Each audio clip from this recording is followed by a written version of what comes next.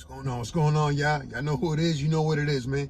It's your boy Big June. I'm back at it. Here with another episode of Big June Sports Talk, where sports discussion leads to sports debates and so on and so on, man. You know what I'm saying? Where we discuss the good, the bad, and the ugly. Everything and anything associated in the sports world, I touch on this platform, man. You know, before I get into it, you know what I mean? Do your boy Big June a great big favor. Hit that like button, hit that subscribe button. Tell a friend, tell another friend. We can discuss it, debate it, however you want to go about it. Everything and anything in the sports world, man. You know what I'm saying? I just dropped the Malice at the Palace. Game of chess, Brittany Griner. Deadly Game, Dolores Phillips. So, you know, a lot of these stories, man, you know, I just get into it. You know, the good, the bad, and the ugly. Everything and anything associated in the sports world, man. Let me reiterate that for y'all, man. I can't stress and emphasize that enough, right? But anyway, leaning on, should I do an NFL preview or just, you know, keep it strictly Jets and Giants? And let me just get into a quick Jet talk real fast before I get into today's topic. It's, you know, the 53-man roster, cuts made. You know, I was surprised by Pinnock, the safety, the cornerback converted to safety, you know, being cut. Also the other safety, Parks. So, you know, wondering and not going to question Joe Douglas' moves, because obviously the coaching staff and the front office knows what they're doing as far as, you know, personnel. But also the quarterback, you know, who won all our hearts as Jet fans during the preseason, you know, Captain Comeback, right? But he got cut as well. You know, hopefully some of these dudes clear waivers and head on to the practice squad. But it is what it is. It's also business. And I see Pinnock, you know, being claimed by some team. Hopefully that's not the case, but we'll find out. Shout out to my Yankees, you know, on the West Coast road trip right now. Got a W last night. You know, we still in first place and heading into September. So, you know, that's all you want as a fan, right? But, excuse me, right? When you think about sports, right? Everything, the good, the bad, and the ugly. So, you know, betting on sports is part of the game, right? As far as us fans, right?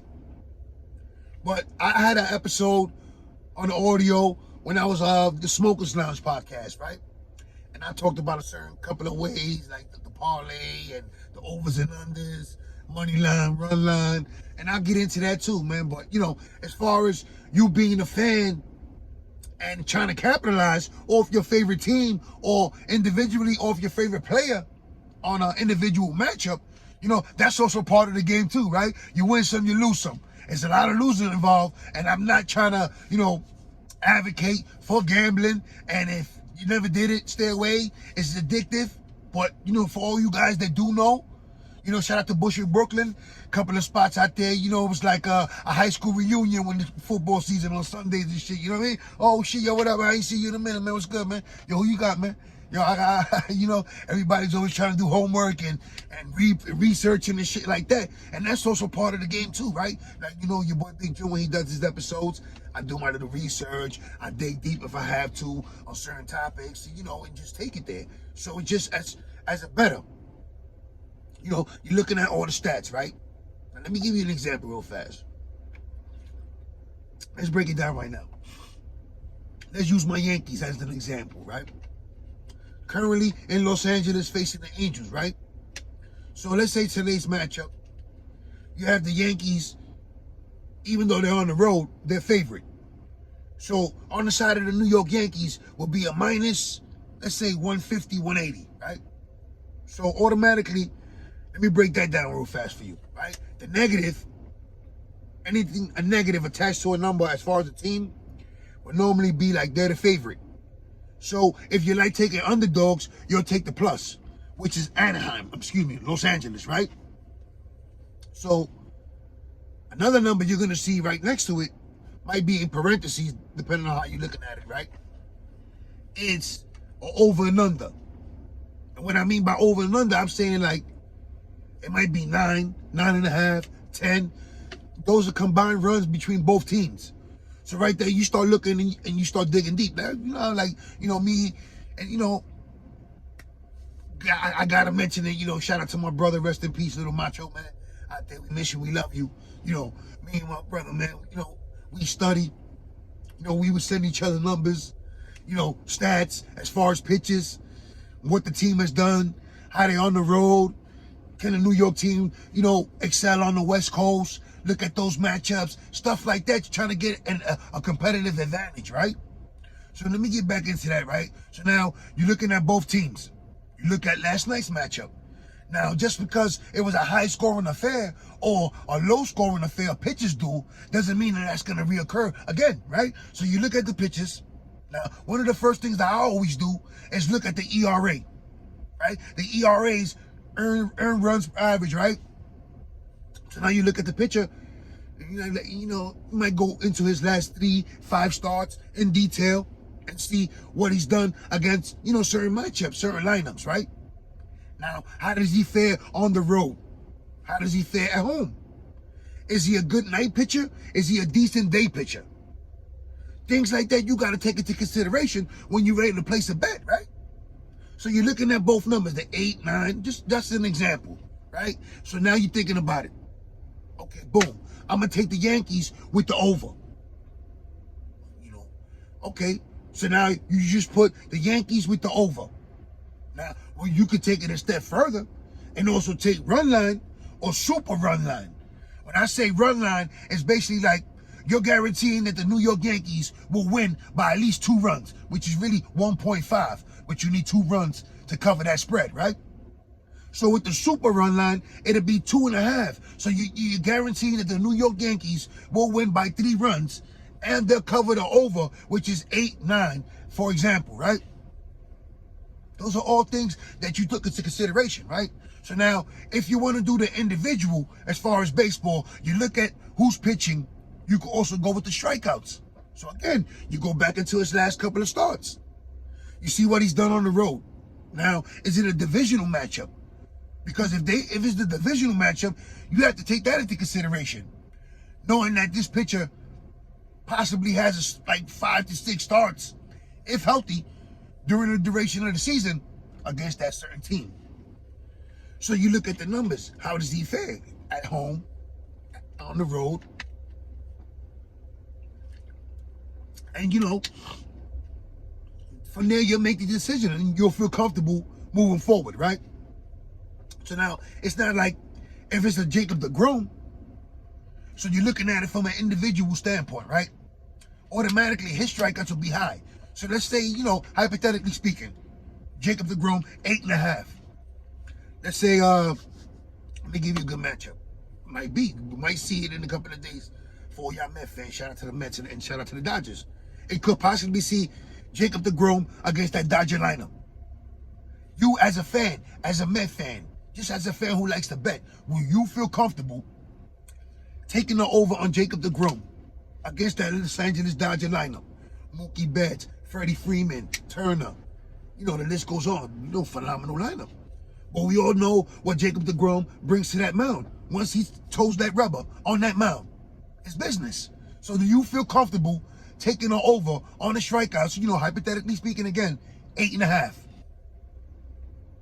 Those are things that you have to take into consideration.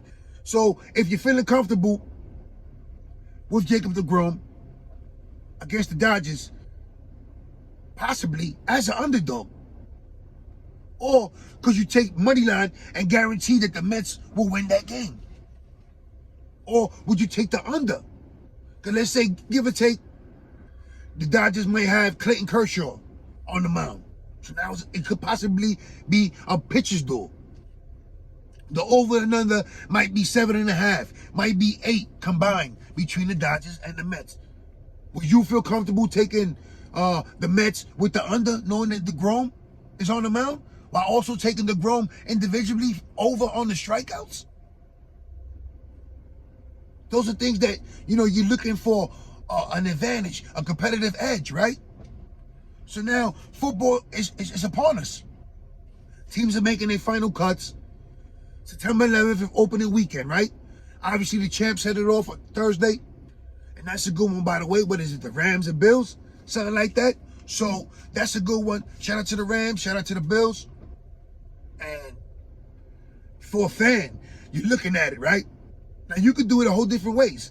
You could go into FanDuel, DraftKings, draft a lineup for that day, week by week, right? Or you can enter one of these fantasy leagues where there's a whole bunch of guys and you do a draft and, you know, it's conducted like a business. As long as you can treat it right and don't end up getting slapped up like Jock Peterson, you know what I'm saying? It should be all right. But for the dudes like, you know, they go to the bookie spots, they place them bets, you know, Jets, Baltimore. Now, these are all hypothetical numbers because I don't know, and, you know, I haven't really looked at it. Obviously, you figure Baltimore would be the favorite, right? Let's say Baltimore minus 4.5 with the over and under being 48-49. You know, high scoring game, I don't know, whatever. Hypothetically speaking, right? The first thing that comes to your mind as a fan would be, you know what? Jets not going to score. This is going under, right? But then again, you're talking about the Jets, so they might surrender and give up a lot of points and yardage, right? So now you're like, wait a minute. They might score a couple of touchdowns, a garbage time touchdown. Do you see yourself taking Baltimore with the over? Or do you see possibly, you know, opening weekend, everybody's feeling good, every team has the same record, 0-0. You know what? Let's shock the world. Let's get it going. I feel comfortable as the underdog. Because again, let me mention that again. You know, when you're the underdog, that's the plus. So basically, let me break down the underdog status real fast, right? And this applies basically for football and basketball. Not really necessarily for baseball. But like I just mentioned, the New York Jets. So the Jets are plus 4.5. So if you take the Jets, you have two ways of covering and winning that game. And one is by the Jets outright winning the game. So no matter what the score is, if the Jets win that game, you automatically won that bet, right? The same goes for basketball. Let's say the New York Knicks are facing the Atlanta Hawks. And for whatever reason, Atlanta's favored by 5. Right? If the Knicks win that game, you automatically won that bet. However, if the Knicks lose by 4, you also won that game because you covered the spread, right? By taking the underdog, you know, it's here and there. Like, listen, they might win, they might lose. But if they do lose, I don't see them losing by about you giving me. So basically, I didn't see the Knicks losing by 5. You don't see the Jets losing by 5, 6, a touchdown, right? This is all hypothetically speaking, right? So, with the underdog, 2 ways of winning. You know, you could possibly push, and you probably won't win the amount of money you see on your ticket, but a W's a W, right? And everyone knows it's hard to come by in certain games, man. It's just rough out there. Now, here's a twist that I would throw out there, right? As far as betting, because you know you look at all sports. One of the sports that I always felt comfortable betting on for whatever reason it is, and got a couple of W's, you know, is on hockey. And you look at the matchups, it'd be a lot of good teams in hockey. So the parity, the closure between teams competitively is not that far away. It's not that hard. So you look at it, and I'll give you an example, right?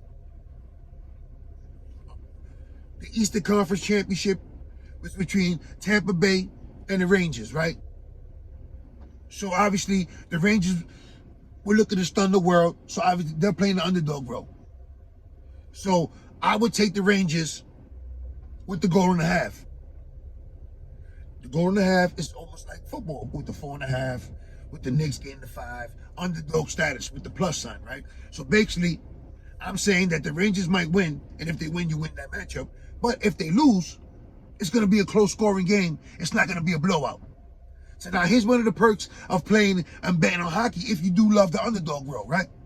If, let's say, the Rangers and Lightning, close game, third period, and they do go into overtime, it doesn't even matter no more. Because again, it's 1.5 goals as an underdog. In overtime, 1 goal wins. So you still have a half a goal. So therefore, once your team, if you're the underdog, makes the overtime, you automatically won. However, if you're the favorite, you might as well just rip your ticket up, right? So it was a couple of things that I was looking at, and I'll get into that real fast. Like I mentioned, you look at the stats, you look at the disparity on the road, the home for both teams, how they fare against that conference, things of that nature, right? The nights, the streaks, stats individually, collectively as a team. The travel, like baseball, the West Coast can go to the LA and dominate as the Yankees are doing right now. And it's been rough, and it's a West Coast trip, right? The time zone and the wear and tear and all that. You got to take all that into consideration. Now, for football, you have certain teams that have the unlucky privilege of suiting up Monday night and then having to play Sunday. And sometimes the ludicrous rules and the stupidity that goes on in the NFL headquarters might schedule a team to play Monday and then suit them up on Thursday. The physicality and the wear and tear of the NFL and the season. That's why it's only 16 and it ain't 17, right? So could you imagine how baseball is? 162 games, which is literally a marathon, right? A marathon. So now, let me give you a quick definition of a parlay, just for y'all wondering what that is, right? Parlay, accumulator, combo bet, or single bet that links together two or more individual wagers and is dependent in all those wages winning together. So basically, it all comes down to the same thing. If you're looking to put a spot in Vegas bet like that through the bookies, every bet has to go your way. Whether you cover, push, because once one team loses, your ticket is basically done. So now these is all like strategies that we used to do, like me and a lot of my friends. Before I get into that, again, let me, shout out my brother, rest in peace, Macho. Love you, we miss you. Shout out my brother Blake, Carl, Frank. The list goes on and on. We all had strategies. We all communicated with each other. We would send each other through texts. You hit it up. Yo, what time you get out of work? Yo, I seen this the other day. Blah, blah, blah. I know you like this team. Little things that will help you move along, knowing that, might be your lucky day. And then you did have times where, you look at your team, you look at your players, you look at your homeboy's ticket. This ticket's looking pretty good, man. You know what? I don't want to jinx you, but I should dub that ticket. So let me go dub that ticket real fast. You know what I'm saying? But, like I just mentioned with the parlay, everything is basically essential on everyone fulfilling what you need to done to win, to capitalize, right? Now, there have been days that, you're down to your last team. And, boom, your ticket erupts. I told a story one time. I did the football, right? Your boy Big Jew, he went all out. So at the spot that I was going to, 12 picks was the max. So I bet it on 6 games with the overs and unders and all of them. And I gotta get a drink for this one, man. I'm down to my last game. I'm looking good. I'm like, yo, I'm still alive. I'm bugging out because you know how hard it is to win 6 picks or have 5 picks go your way. Here I am, 12 picks, 10 in, 10. Down to my last 2. Giants, Panthers. Not really a New York Giant fan. Neither am I a Panther fan. So I take the Giants. Just, shout out to Eli Manning. Those were those days.